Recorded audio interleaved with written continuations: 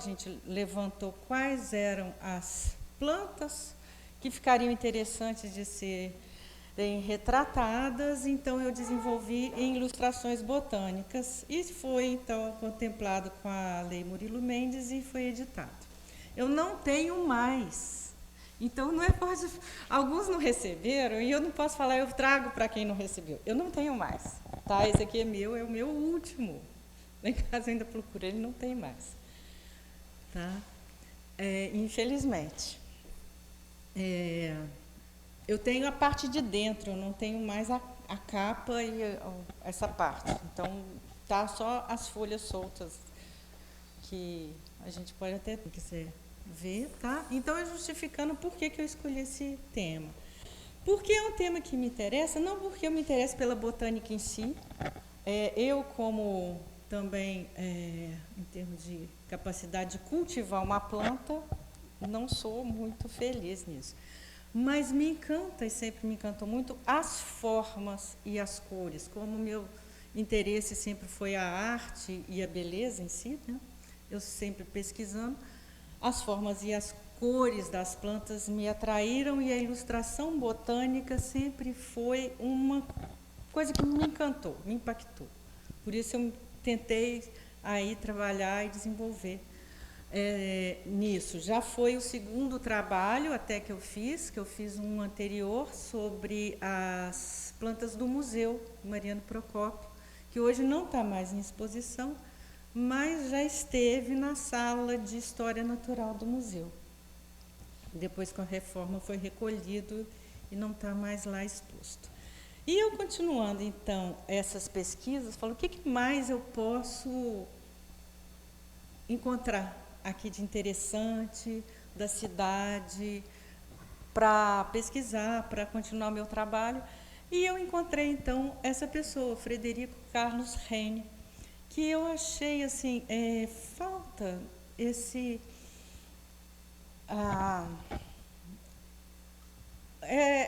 valorizar mesmo a pessoa do pesquisador que ele foi, como um juiz de forano, né? E que trouxe, então, que fez um trabalho muito importante na questão da botânica. Então, eu vou apresentar ele e um pouco do trabalho dele.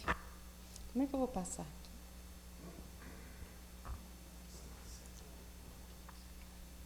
Esse.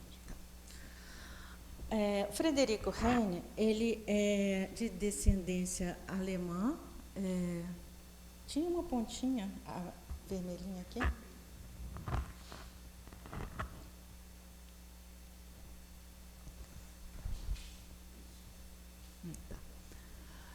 Ele é descendente dos imigrantes alemães que vieram para Juiz de Fora, tá? O pai dele veio criança, ele é filho do Augusto, e a família Rene, então, se instala na região do Morro do Cristo, que é a colônia alemã, São Pedro, né? E ele nasce, então, em 1882. Essa era a colônia dos imigrantes, e no entorno da colônia, e até hoje ainda permanece alguns remanescentes de mata, então, da Mata Atlântica, né? Frederico explora desde moço essas matas e se encanta pela grande variedade de orquídeas, o que será marcante para o direcionamento da sua carreira e o seu futuro como pesquisador. Ele fica mesmo conhecido como o alemãozinho das parasitas. Augusto Rene, que era o pai do Frederico, tinha um orquidário e ele comercializava essas orquídeas que ele pegava nas matas e ele presenteou o filho com a Lélia Crispa, quando ele tinha 8 anos de idade, e o menino se apaixona, então, pelas plantas. E, a partir desse contato na infância, ele se apaixona, então, pela flora da região, monta o seu próprio orquidário e ultrapassa até em tamanho e quantidade de espécies o do seu pai. ele estudou no Grambre, e é muito interessante a gente falar sobre ele, porque eu acho que esse homem foi um exemplo também de virtude. Eles não tinham dinheiro, então ele trabalha na escola para pagar o próprio estudo. É uma história de valor, né? Ele estudou, então, até o último ano na escola, mas não tinha na cidade como continuar os estudos na botânica, ele não faz nenhum curso superior, e continuou até os 25 anos, mais ou menos, comercializando as suas flores na cidade. Em 1906, ele conversa com o presidente da Câmara dos Vereadores sobre uma ideia que ele tinha de fazer um orquidário municipal com essas plantas que ele coletava, e ele queria fazer no Parque Alfield um orquidário municipal. Mas Duarte de Abreu, então, não aceita a sugestão, mas fala e consegue um trabalho para ele no Rio de Janeiro. Então, ele escreve para os amigos na capital, intercede pelo jovem alemão das orquídeas e requer que o jovem pudesse ter a oportunidade de trabalhar e seguir na carreira botânica, e assim é feito. Frederico segue para o Rio de Janeiro, onde ele é admitido como chefe dos jardineiros do Museu Nacional. É a Quinta da Boa Vista, né? É uma região muito bonita. Foi contratado, então, e passa a dirigir os trabalhos de jardinagem. Esse menino do interior de Minas, neto e filho de imigrantes alemães, conquistou os cientistas do Museu Nacional pelo seu vasto conhecimento e também porque podia traduzir os livros sobre botânica escritos em alemão. Eu passei ali um pouquinho por cima, mas a alfabetização dele, como a mãe era alemã, ele foi alfabetizado em casa, ele então foi alfabetizado em alemão, né? Então, isso ajuda ele a ter um espaço entre os cientistas do Museu Nacional. Heine, então, estava trabalhando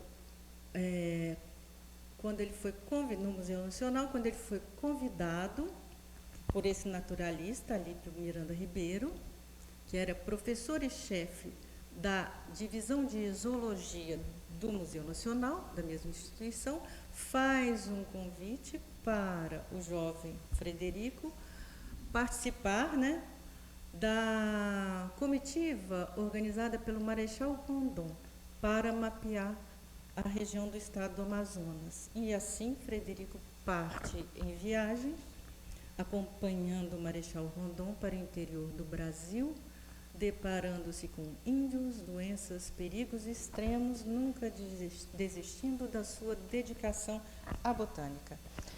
Nessas viagens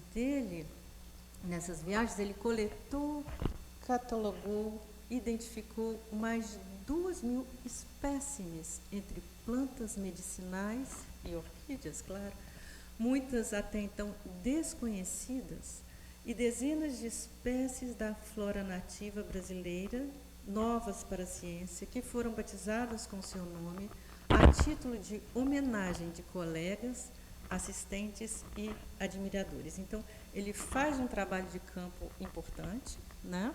Foi homenageado sempre. E nessas viagens não é algo pouco, não. São viagens bastante perigosas, num tempo que praticamente era tudo muito mais selvagens. Depois de ocupar, então, o cargo de jardineiro-chefe do Museu Nacional do Rio de Janeiro, percorrer o estado do Amazonas, seguindo o Marechal Rondon, inclusive numa das viagens, Heine viaja com Roosevelt, que já tinha sido presidente dos Estados Unidos, participou de uma expedição com Rondon. Heine se mudou para São Paulo em 1917 para trabalhar na seção de botânica do Instituto Butantan. Em 1928, ele implantou o Jardim Botânico de São Paulo. Então, o Jardim Botânico de São Paulo, ele está relacionado ao Frederico Henning.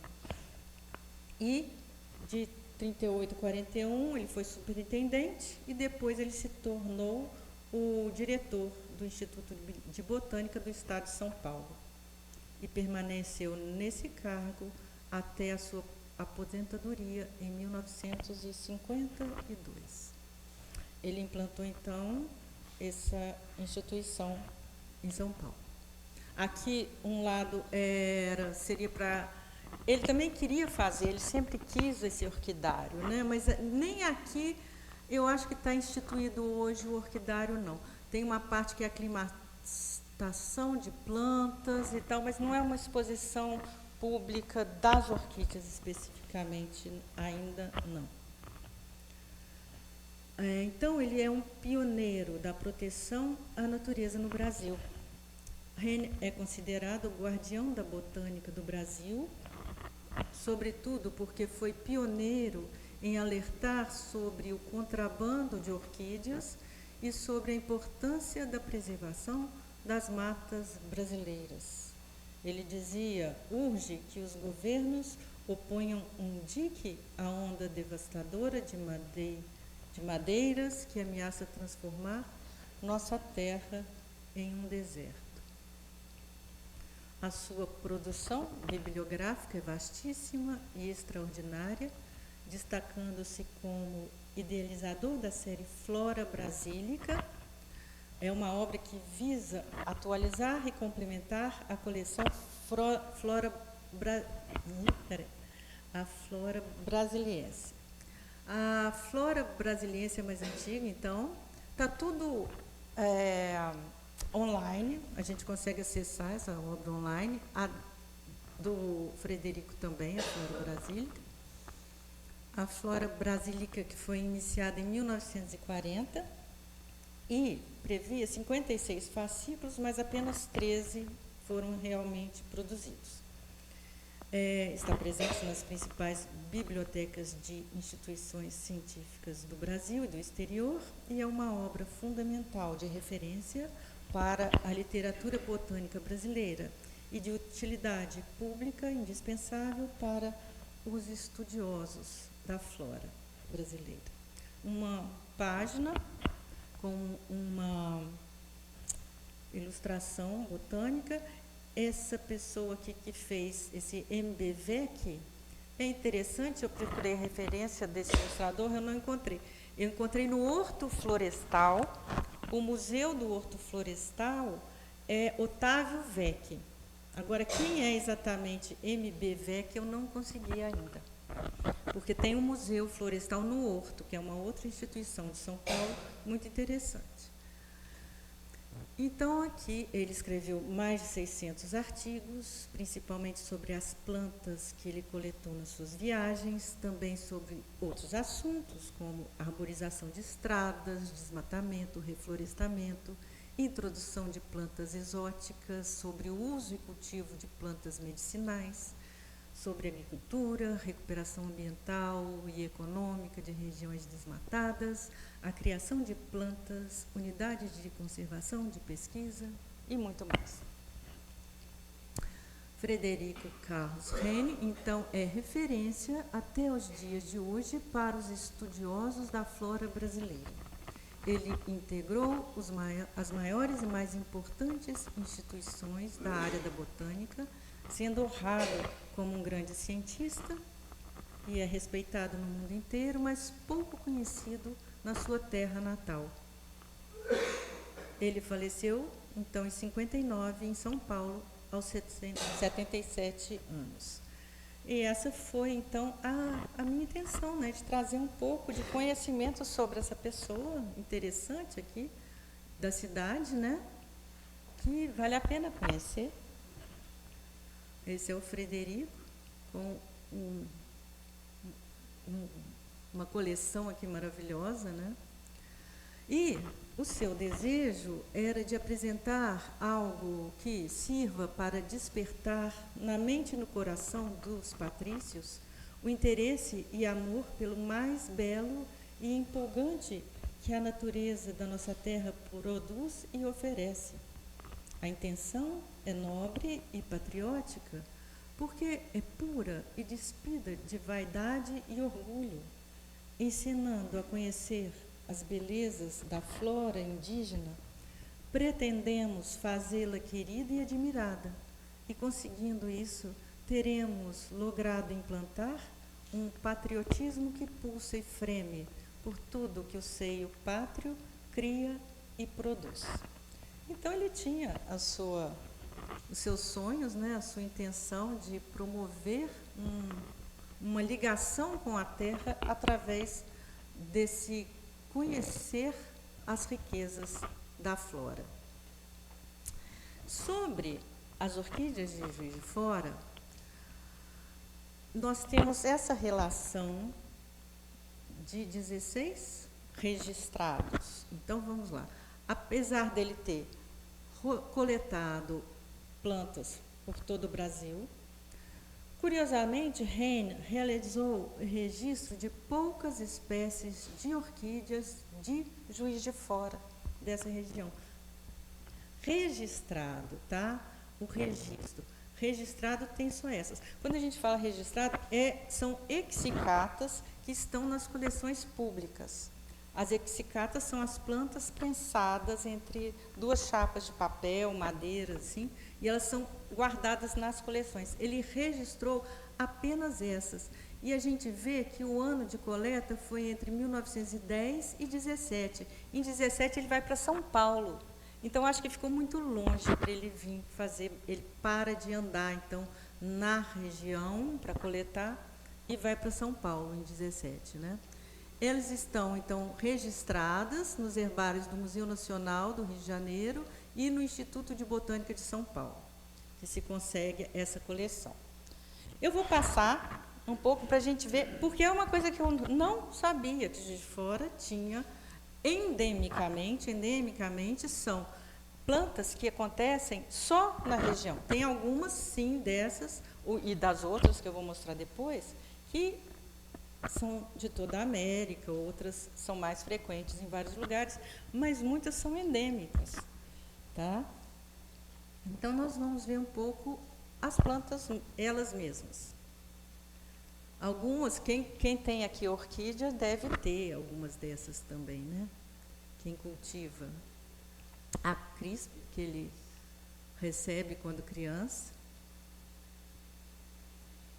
e a catileia, são várias, né? São lindas, lindas. A gente entende bem por que ele se apaixona. Ele não tinha medo de entrar nas matas, né? Essas são pequenas, a gente chama também de oncídio, tá? Aqui tem, são nomenclaturas, né? São pequenininhas, são vários oncídios. Esses são cachinhos que vão descendo. São plantas belíssimas. Esse aqui dá um grande buquê. Então, essas são aquelas 16 que ele registrou. O Jardim Botânico de São Paulo, em 2010, ele reimprime esse livro chamado Iconografia das Orquídeas do Brasil, que o Heine edita em 49.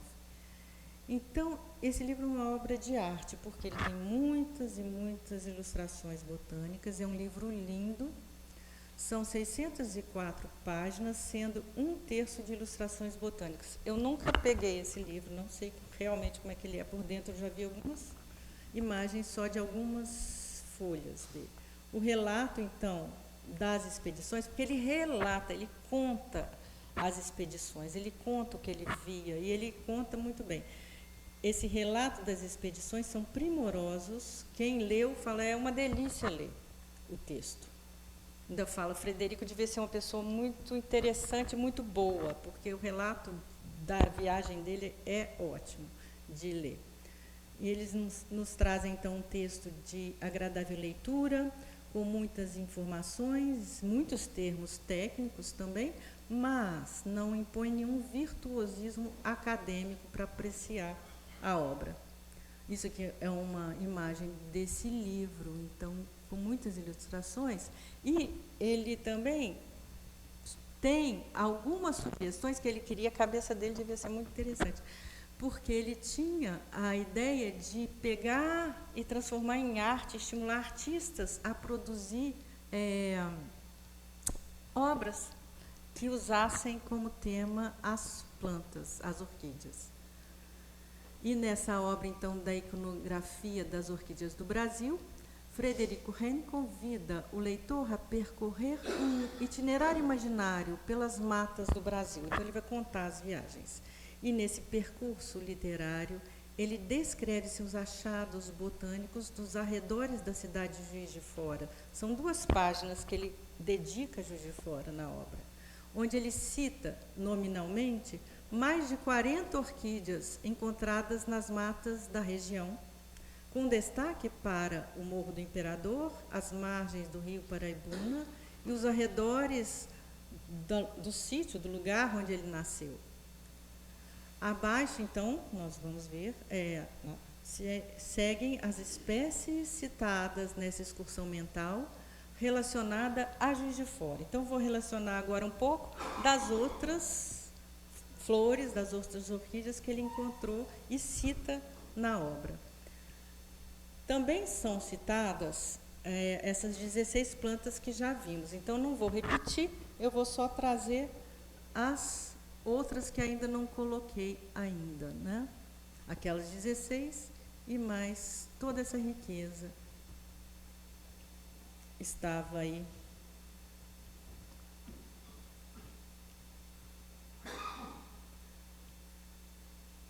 E que ele foi coletando e que ele foi pesquisando.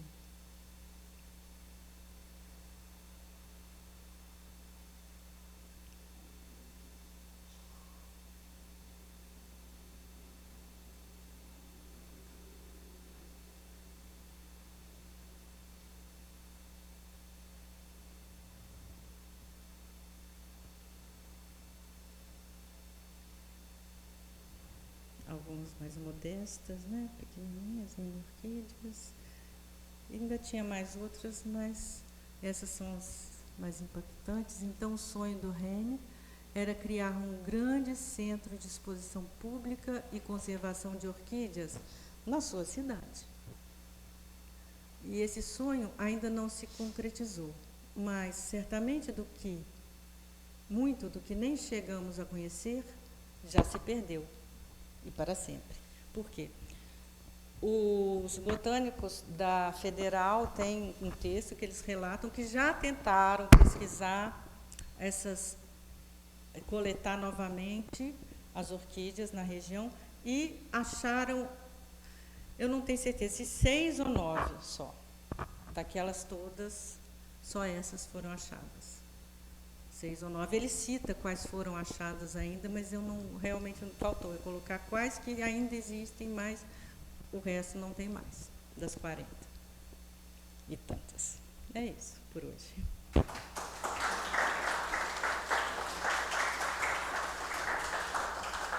Se alguém quiser perguntar alguma coisa.